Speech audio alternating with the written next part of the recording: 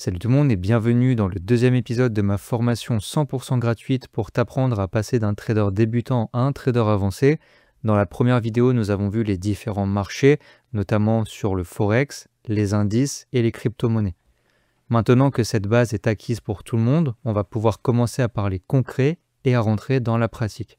Dans cette vidéo, nous allons voir les fondements indispensables que tous les traders débutants doivent obligatoirement connaître. On va parler des pips, des lows, du spread, de l'effet de levier et du stop loss et du take profit. Commençons tout de suite en regardant ce qu'est un pips.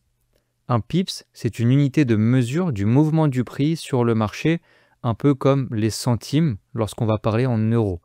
C'est avec les pips que nous calculerons la taille d'un mouvement sur le marché. Prenons un exemple concret.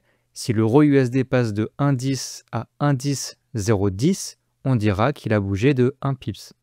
Sur la plupart des paires en devises majeures, c'est à partir de la 4e décimale qu'on va compter 1 pips. Si l'euro USD passe de 1,10 à 1,10,500, on dira alors qu'il a fait un mouvement de 50 pips. Maintenant, il y a une petite exception à connaître, c'est sur les paires avec le yen, comme par exemple le dollar contre le yen, donc USD JPY, eh bien ce sera la 2e décimale. Donc par exemple, si USD JPY passe de 134.5 à 134.51, il aura fait un mouvement de 1 pips. Si USD JPY passe de 134.5 à 135, il aura fait un mouvement de 50 pips. Ce qui est hyper important avec les pips, c'est de savoir que c'est grâce à cette unité de mesure que tu pourras définir ton profit ou ta perte, puisque c'est grâce aux pips que tu vas calculer où tu vas placer ton take profit, où tu vas placer ton stop loss, et donc comment est-ce que tu pourras gérer ton risque. Ah oui, parce que jusqu'à présent, si je te dis que j'ai gagné 50 pips sur une position, combien ça fait en euros? Eh bien, à vrai dire, c'est impossible de le définir puisque le gain ou la perte que tu vas faire va dépendre du lot, et c'est justement ce qu'on va voir tout de suite. Le lot en trading, c'est la taille de ta position lorsque tu vas prendre un trade sur le marché. Et il y a 3 formats principaux. Quand tu ouvres une position avec un lot, 1 pips égale 10 euros. Quand tu ouvres une position avec un lot de 0,10, 1 pips égale 1 euro. Et enfin, quand tu ouvres une position avec un lot de 0,01, 1 pips égale 10 centimes. Donc, si tu gagnes 50 pips sur une position, avec un lot de 1, tu gagneras 500 euros. On va faire 10 euros le pips fois 50. Si tu gagnes avec un lot de 0,10, eh bien, tu feras 50 euros, 1 euro fois 50. Et si tu gagnes avec un lot de 0,01, tu vas gagner 5 euros.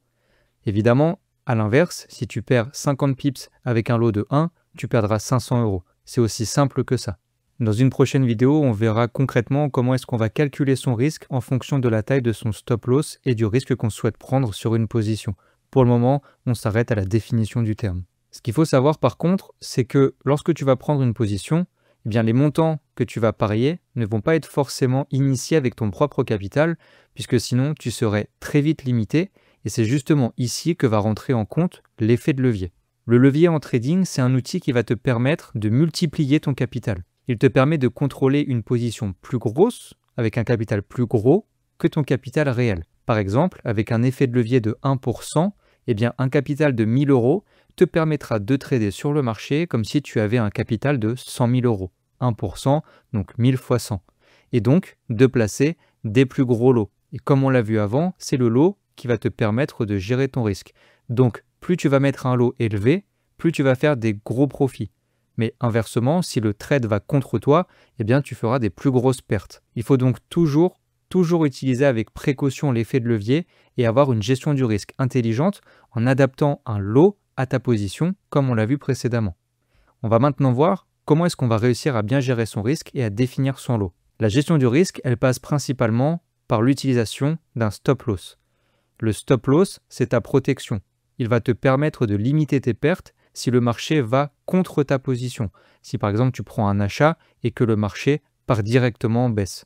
Tu vas fixer un niveau sur le marché que tu vas appeler stop loss et si le prix atteint ce niveau, eh bien la position se clôturera automatiquement. Le take profit, c'est l'inverse. C'est le point où tu veux encaisser tes gains.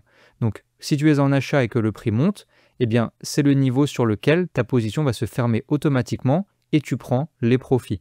Par exemple, si tu prends un achat à 1,10 sur l'euro USD, que tu places ton stop loss à 1,0980, donc à 20 pips, et avec un TP à 1,1040, donc à 40 pips, déjà ça te fait un ratio gain-perte qui est de 1 pour 2, donc c'est-à-dire que tu perdras une fois ta mise pour gagner 2 fois ta mise. L'important ici, c'est toujours d'avoir une idée claire du risque par rapport à sa récompense. Le marché, il est imprévisible, on ne peut pas le contrôler. La seule chose qu'on peut vraiment contrôler, c'est le risque en plaçant un stop loss et un take profit. Dernier point de cette vidéo, on va voir ce qu'est le spread. Le spread, c'est la différence entre le prix d'achat et le prix de vente. C'est comme une petite taxe que le broker va venir prendre automatiquement sur chaque trade. Alors c'est calculé automatiquement et ça va être proportionnel à la taille de ton lot. Tu te rappelles, le lot, c'est l'unité qui te permet de gérer ton risque quand tu vas prendre une position. Ce qu'il faut comprendre, c'est que plus tu vas avoir un lot qui est élevé, plus les frais pris par le broker seront élevés également. Si tu ouvres un trade sur EURUSD et que le prix d'achat qu'on appelle ask est à 1,1002 et que le prix de vente qu'on appelle bid est à 1,10, eh bien tu auras un spread équivalent à 2 pips. Donc dès que tu rentres sur le marché, tu seras directement en légère perte. Certains brokers ou courtiers ont des spreads fixes, d'autres ont des spreads variables. Ce qu'il faut savoir, c'est qu'évidemment, plus le spread sera faible, mieux ce sera pour trader, notamment si on fait des positions comme du scalping ou de l'intraday. On verra ces différents types de trading dans une autre vidéo. Les paires majeures comme l'euro-USD, le GBP-USD, l'USD-JPY ont des spreads qui sont généralement plus faibles que sur les autres paires. Attention, il faut savoir que le spread varie en fonction de l'heure à laquelle tu vas trader. Idéalement, tu veux trader entre 8h et 21h, donc c'est les heures sur lesquelles toutes les sessions de trading sont ouvertes. Au-delà, ton spread va doubler, voire tripler pendant la nuit, car il y aura beaucoup moins d'intervenants sur le marché. Voilà, tu connais maintenant l'unité de mesure, les tailles de position, les frais cachés et surtout comment est-ce que tu vas protéger ton capital en faisant du trading. C'est vraiment la base du métier de trader. Sans ça, c'est pas du trading que tu vas faire, c'est plutôt du casino. Dans la prochaine vidéo, on va vraiment rentrer dans un élément que la plupart des débutants aiment bien. On va apprendre à lire un graphique, comprendre ce qu'est une bougie japonaise, les différents time frames, poser les bases de l'analyse technique. Donc n'oublie pas de t'abonner, de liker si jamais tu veux continuer à suivre les vidéos de cette formation. Et surtout, n'hésite pas à me dire dans les commentaires si quelque chose dans cette vidéo t'a paru un peu flou ou si tu veux que je fasse un zoom sur un des concepts que j'ai expliqué. Je n'hésiterai pas à y répondre avec plaisir.